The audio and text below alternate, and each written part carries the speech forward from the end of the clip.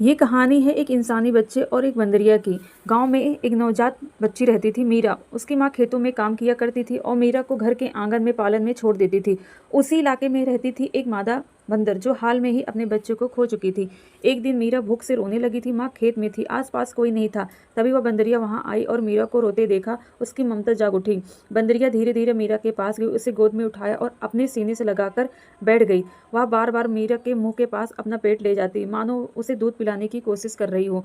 मीरा शांत हो गई। बंदरिया के आंखों में आंसू थे, शायद उसे अपना खोया बच्चा याद आ रहा था। लेकिन मीरा के साथ एक नया रिश्ता बनने लगा था। गांव वाले ने जब यह दृश्य देखा तो चकित रह गए।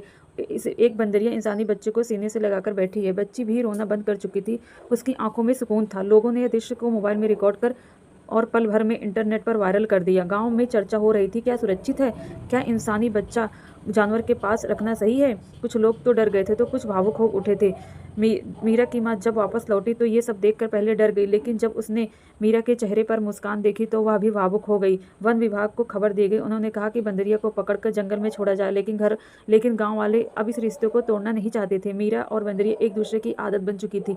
मीरा की माँ ने विरोध किया, इसने मेरी बच्ची की जान बचाई है, अगर कोई माँ हो सकती है तो ये है। आगे बंदरिया के साथ क्या हुआ जानने के लिए लाइक, सब्सक्राइब, कमेंट में नेक्स्ट पार्ट लिखें।